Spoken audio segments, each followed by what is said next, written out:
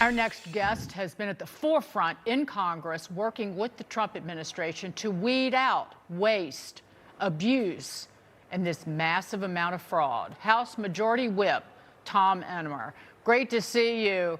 Congressman, Majority Whip, I'm just looking at these comments from Hakeem Jeffries. Baseless and illegitimate. A vendetta, says Senator Chris Van Hollen against the Southern Poverty Law Center. Chuck Schumer, a vindictive campaign.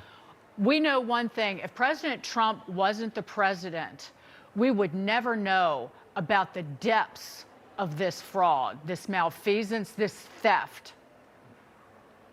I totally agree with you, Dagan. Good to be with you.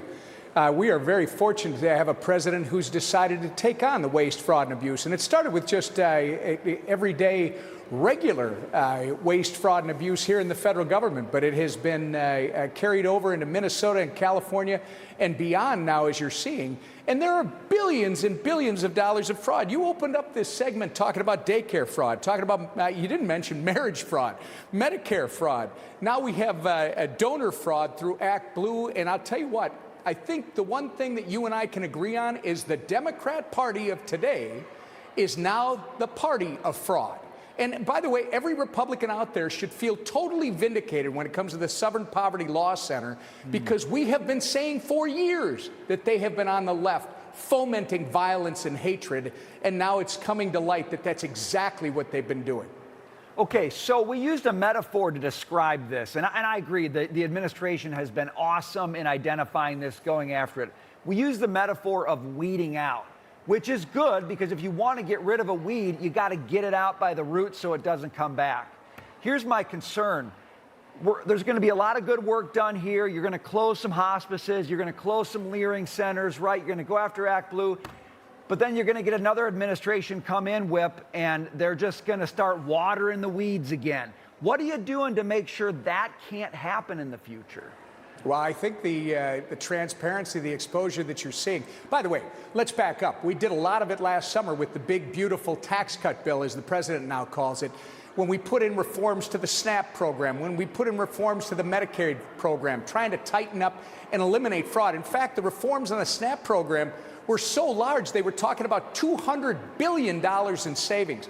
But now you and I are talking about something that's a lot, it's much dirtier than even that. That is tightening up the rules so people can't take advantage of the programs. We're talking about people who purposely schemed to steal money that was intended for people that need it. Single mothers, for children of disabled children, the elderly. These people have been stealing us blind for years, and my state's the poster child of it.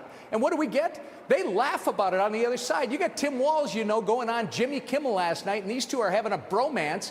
A couple of absolute left-wing losers laughing about the fraud, making fun of the violence against law enforcement in Minnesota. This is what the Democrat Party has become. And Brian, I think just exposing it and starting the investigations, you're never going to be able to close this door again, because people have suspected this for years. I will tell you this, though. The one thing I hear at home, some people got to be held accountable, and they got to start going to jail. People at home are sick and tired of the Washingtonian fraud crowd getting away with it and walking off into the sunset. Well, you teed up this delicious little clip of Tampon Tim sitting down with the infinitely unfunny Jimmy Kimmel. Just take a listen, everybody. It happens in other states. We were going back, and many of these people were prosecuted in 2021. He used it as an excuse because it was a perfect thing to do to say there was fraud. Imagine that. You know, coming from this guy, he would know fraud where it was at. Just your, again, it's like they act like it's everywhere, and it's not. They are the party of fear equals control, and control equals power, and stealing money from people who need it, or destroying your livelihood by destroying your good name. Well, clearly, Tim Walz, his political career is over, Dagan. We're going to have to suffer this fool for just a few more months. I mean, nobody really wants to talk to him in this country anymore. He had to go to Spain to talk to a bunch of Marxists over the weekend with his hateful Trump-hating rhetoric. But it also shows us that Jimmy Kimmel is not long for this thing either, because if that's the kind of guest that he's going to attract to his unfunny show, people aren't watching him, and there's a reason why they're not watching him. These guys aren't talking to mainstream America. Mainstream America loves this country. They love what this president is doing for this country, both here at home and around the world. And you know what? They're smarter than these academic elites, self-proclaimed academic elites, give them credit for. And you're going to see that, by the way, in the midterms. I firmly believe that we're going to do well in the midterms, despite what everybody wants to believe. All right, real quickly, Whip Emmer, the House is going to take up DHS funding next week. Tell us how that's going to go. What are we going to see? Well, we've got to talk about the fact that this is nothing more than a spending bill, because we've got Democrats in the Senate who refuse to fund the Customs Border Patrol and the immigration and customs enforcement pieces of DHS. So they pulled those out of the bill in the middle of the night with nobody on the Senate floor, unanimous consent. They sent it over to the House.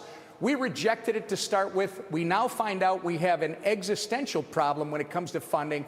The president's been taking care of it, but they're going to run out of funds at the end of the month. So the House has no choice but to act. The Senate, thankfully, did their job last night, sent over a budget resolution that funds those two pieces. And I think what you'll see next week, Brian, is you'll see that budget resolution come to the House floor, get passed, and then the remainder of the DHS funding will get done. And Republicans will have saved the day in spite of the fact that Democrats don't give a darn about American safety. Nope. Great to see you, sir. I can't top that. I can just say, you're right, sir. Yes, indeed. House Majority Whip Tom Emmer, a pleasure. Thank you again.